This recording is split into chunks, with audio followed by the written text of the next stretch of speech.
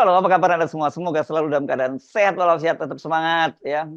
Walaupun hujan saya nggak tahu di tempat Anda apakah hujan deras, tapi ini udara memang enak, sejuk, tapi tidak mengurangi situasi politik yang makin panas itu ya. Bukan malah bikin panas, bukan bikin adem, tapi bikin panas suasana, panas dingin jadinya ini, Bung Rocky. Ya, teriknya mulai mulai terasa karena kemampuan istana untuk mengendalikan politik dalam suhu yang masuk akal, suhu Jordan itu Hmm. makin lama makin tak mampu itu, dan banyak teknisi bahkan lembaga asing mulai berupaya membantu Indonesia untuk menjawab pertanyaan, menangkah 02 itu secara jujur, Mhm. atau dengan kata lain, kalahkah 01 dan 03 secara jujur. Ini soal jujur nih, bukan Hmm. bukan Ya, ya. sekedar soal hitungan-hitungan di Hitungan ya dalam betul. Hmm. mesin itu. Karena ada suasana orang kok menganggap berlebihan nih Pak Jokowi. Kalau udah menang kenapa masih khawatir tuh? Kalau Hmm. ada hak angket kenapa terlihat bahwa Megawati sebetulnya masih ragu-ragu, mungkin kan ada tekanan lagi dari Jokowi Hmm. segala macam kan. Hmm. Jadi sebetulnya suasana psikologi itu yang menyebabkan pemanasan bumi ini, pemanasan politik bumi Indonesia ini terus mendadak makin lama makin panas tuh. Dan menjelang hari-hari puasa nanti juga akan ada masalah dengan stok ekonomi yang mungkin tidak tersedia atau harga-harga jadi mahal itu. Jadi semua variabel tentang politik dan ekonomi itu akan diuji apakah benar Pak Jokowi itu masih bisa bertahan dan masih banyak usaha untuk memelihara semangat Republik dari pihak oposisi. Karena mahasiswa dan dosen-dosen udah juga Ya, ya, ya. mulai terjun ke jalan dan menuntut lebih tragis lagi, yaitu turunkan Jokowi, bukan sudah turunkan harga. Jadi betul tadi, buat cuaca politik betul-betul sedang dalam kondisi pancaroba. Yes, jadi kalau jadi di luar udaranya kelihatannya dingin, hujan, di dalam lebih panas ya. Kita terusin ya. Oh, yang tadi ya, ya kita jangan nanti kita lanjutkan soal bagaimana manuver Pak Jokowi. Tapi kita lihat fakta-fakta di lapangan dulu ya, Bung Rocky. Ya, Benar Anda sebutkan kemarin di UNJ, itu di kampus UNJ itu berlangsung acaranya Gemara gitu, gerakan aliansi mahasiswa, aktivitas akademika dan rakyat. Jadi bukan hanya elemen mahasiswa tapi elemen mahasiswa dari berbagai kampus, kemudian ada dosen, guru besar, dan ada rakyat. Kemarin bergabung dan tuntutannya jelas, maksudkan Jokowi begitu ya. Dan ini kan sangat sangat menarik begitu yang karena di tengah-tengah ini saya lihat kemarin merupakan gerakan yang awal itu yang cukup besar setelah Pilpres. ya, rasa adil itu kan ada tuntutan etis tertinggi di dalam soal politik gitu. Kalau keadilan secara perdata mungkin bisa saling nyogok, tetapi ada satu suasana yang tidak bisa lagi diterangkan melalui statistik kuantitatif. Jadi keadilan itu selalu sifatnya kualitatif, dan perasaan-perasaan yang makin lama orang lihat, ya memang mau diklaim apa, kenapa masih dalam tahap perhitungan tapi udah pesta kemenangan. Kemarin Pak Jokowi memberi pangkat kehormatan jenderal, walaupun itu tidak biasa di dalam undang-undang. Orang merasa kok itu juga bagian dari upaya untuk memelihara suasana bahwa sudah ada kemenangan kan. Dan kita mulai merasa bahwa ya ada yang sistematis dan terstruktur sebetulnya direncanakan dari istana untuk memanipulasi opini publik. Nah, pemanipulasi itu terasa sebagai ketidakadilan. Jadi mahasiswa, ada akademisi dan LSM rakyat, ICW kemarin kenapa mesti digeruduk segala macam, itu menimbulkan semangat bahwa memang ada ketidakadilan maka mesti dibongkar. Nah, karena itu yang kita maksudkan hari ini adalah mengupayakan supaya ada pemahaman baru bahwa yang disebut adil itu bukan sekedar sesuatu yang bisa dibuktikan atau tidak bisa dibuktikan curang di Mahkamah Konstitusi, tapi di hati rakyat itu udah sangat terasa. Nah, itu yang menerangkan kenapa semua gerakan sosial atau bahkan gerakan revolusi tidak dimulai dengan data kuantitatif, tapi datang dari kemarahan yang dipendam oleh publik. Nah, kemarahan itu mulai diperlihatkan justru oleh kalangan akademisi pertama-tama, dan nggak mungkin kalangan akademisi itu ditulis sebagai dikendalikan oleh Intel. Iya, iya. Oke, nah ini menarik karena ini saya menonton video-video Anda bicara di Golkar ya, dia di Golkar Institute itu ya. Orang pada agak aneh juga nih Bung Rocky bicara di Golkar Institute tapi hajar Golkar juga begitu ini. Ini apa ceritanya kemarin rame viral banget tuh. Ini nanti kalau kita ada videonya kita tayangin juga lah Bung Rocky ya. Iya, itu saya bicara di situ. Dan saya menangkap bahwa Golkar memerlukan semacam kanal non formal untuk meloloskan kegelisahan di dalam partai itu sendiri.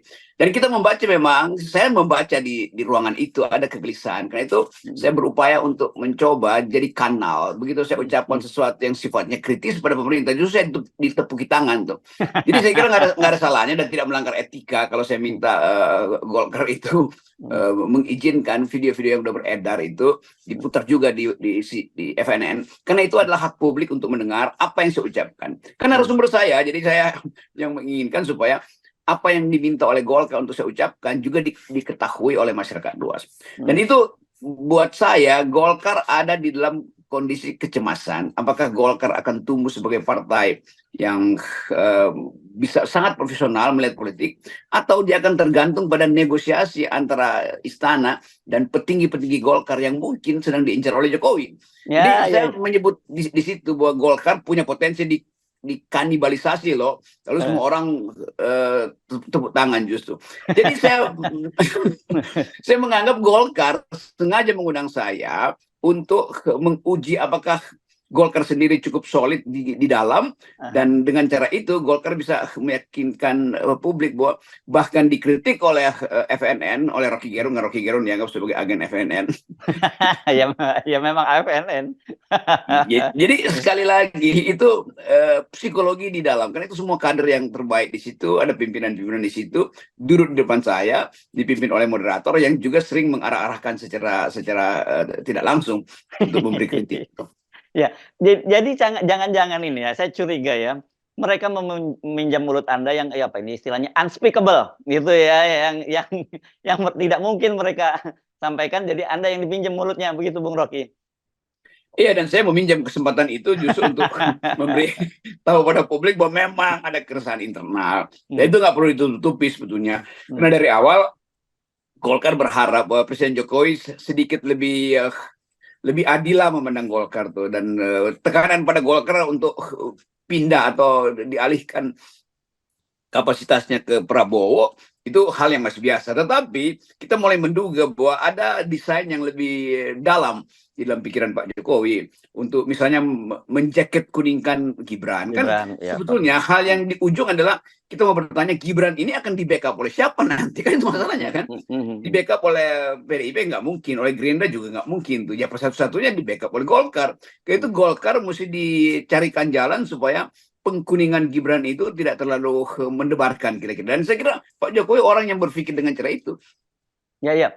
Dan soal ini sebenarnya sudah jadi pembicaraan umum, dan saya kira pasti teman-teman media juga dapatnya dari sumber internal Golkar, karena kemarin dalam acara Pak Jokowi menyematkan pangkat kepada Pak Prabowo itu, wartawan menanyakan kepada Pak Jokowi soal apakah betul dia akan masuk dan mengambil alih Golkar gitu, dan kemudian Pak Jokowi tidak menjawab dan tidak membantah dan tidak mengiyakan. Dia menyatakan saya tiap hari masuk istana. Tapi kan dari bahasa ini kita sebenarnya udah tahu berarti memang ada rencana, dan kabar-kabarnya memang akan ada munaslup gitu mengambil alih Golkar, dia akan ditempatkan tokoh yang mungkin bukan Jokowinya tapi orang yang bisa jadi proksinya Jokowi begitu, dan ada Gibran di dalamnya gitu.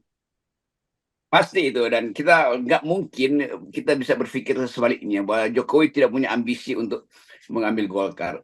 Ambisi dari awal Jokowi adalah mengambil alih PDIP. Ambisi Jokowi secara tidak langsung adalah mengambil alih Demokrat, kan itu yang kita baca loh ketika Muldoko, ada urusan apa Muldoko tiba-tiba berubah gerilya di dalam partai orang lain.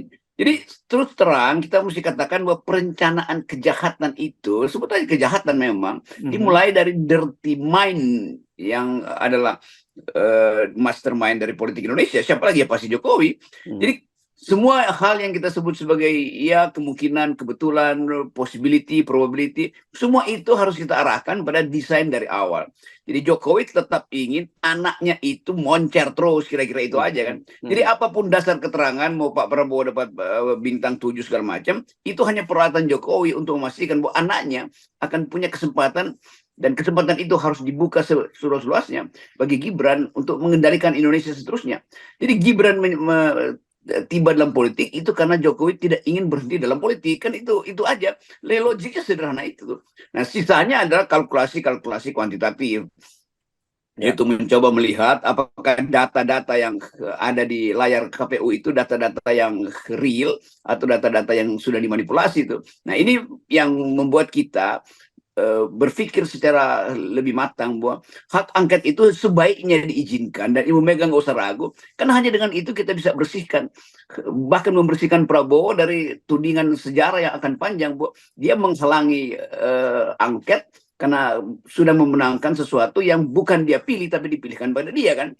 Jadi sayang nanti kalau Pak Prabowo jadi presiden masih melekat di situ bahwa dia tidak legitim dalam memperoleh kekuasaannya. Nah, poin ini mestinya jadi pertimbangan Ibu Mega, supaya Ibu Mega juga tidak satu waktu diangkat, loh Anda pengecut juga, Anda berupaya untuk mengucapkan ketidakjujuran, tapi ketika ketidakjujuran itu mau dibuka secara politik, Anda mulai ragu, berarti Anda bagian juga dari kejahatan yang didesain dari istana. Kira-kira itu hipotesis saya. Yes, oke, kita terusin ya. Nanti kita bahas lebih dalam juga soal Ibu Mega dan hak angket itu.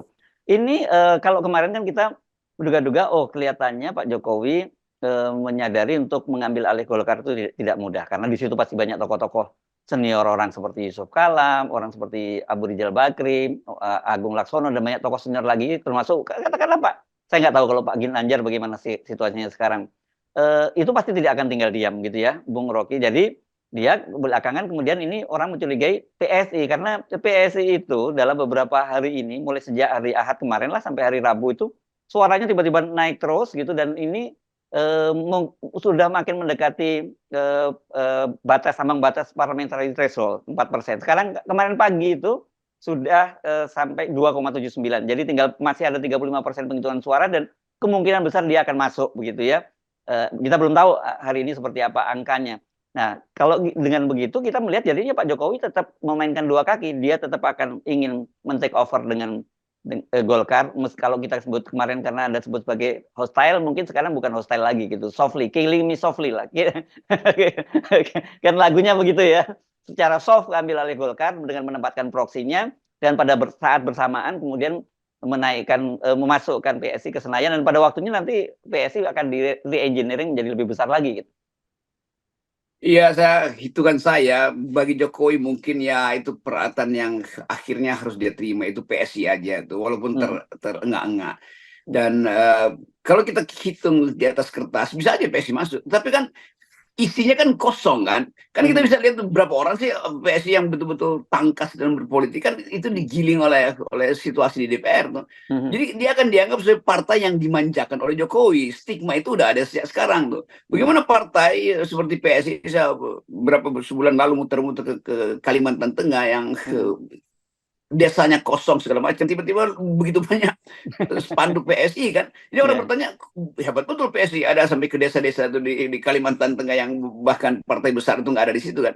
Jadi terlihat memang itu penggelembungan itu untuk memberi kesan bahwa PSI partai yang besar kuat. Tapi itu kan 2-3 orang aja, dan orang-orang cengeng di situ kan, yang sebetulnya lidahnya lebih panjang dari akalnya tuh, karena penjilatan PSI itu terlalu transparan itu. Dan kita nggak bisa melihat PSI itu akan tumbuh sebagai partai yang otentik, karena dari awal dia didesain hanya untuk kepentingan pencitraan tuh. Jadi sekali lagi bagi Pak Jokowi ya mungkin juga boleh aja sekedar sebagai indikasi bahwa istana masih punya kaki tangan di DPR nanti mulai PSI, tetapi Jokowi tetap paling mungkin dia mengincar Golkar akhirnya, karena Golkar bisa digertak itu. Kalau PSI kan memang dimanjakan. Jadi beda misalnya motif Jokowi untuk membesarkan PSI yaitu dengan memanjakan, dan motif Jokowi untuk mengakuisisi Golkar dengan cara menggertak. Kira-kira itu soalnya. Dan mungkin 2-3 nama udah ada di tangan Jokowi untuk diajukan dan membelah Golkar. Nah, itu hal yang ada di otak Pak Jokowi selama ini. Bukan karena dia kepala negara, tapi karena dia udah terbiasa untuk memainkan kartu-kartu sprindik itu untuk melemahkan lawan politiknya. Yes, oke. Jadi saya kira kembali lagi ketika dia bicara di sana, ya itu saya kira itu menggambarkan situasi yang ada di dalam Golkar. Dan Golkar saya kira mereka sudah tahu mereka, dan sudah banyak yang pasang kuda-kuda lah sekarang begitu ya. Iya, itu akhirnya dalam pembicaraan setelah diskusi, ya beberapa teman atau tokoh Golkar di situ menganggap bahwa yang saya terangkan itu sebetulnya kecemasan mereka tuh, dan saya memang pakai istilah akan dikanibalisasi itu untuk dipenggal-penggal supaya lebih mudah untuk mengatur ulang Golkar tuh. Mungkin kata itu terlalu kasar, tapi politik harus diucapkan bahkan pada analisa yang sangat kasar tadi. Dan Pak Jokowi udah berapa kali berupaya kanibali, memotong-motong partai-partai politik kan. P3 juga udah pernah tuh, Golkar di awal juga dilakukan kok. Dan pada PDIP juga hal yang sama diupayakan. Jadi semua partai sebetulnya udah pernah dapat sinyal bahwa akan dicincang oleh Jokowi itu. Nah, kita mau pakai kata itu dalam istilah yang sangat kasar secara politik, karena memang tidak terlihat etika presiden untuk menghormati demokrasi itu. Dari awal Presiden Jokowi justru hendak mencincang-cincang demokrasi. Yes, oke, baik. Terima kasih, Bung Rocky. Tetap 0% ya, Bung Rocky. Sekali lagi, kita hanya membuat analisis.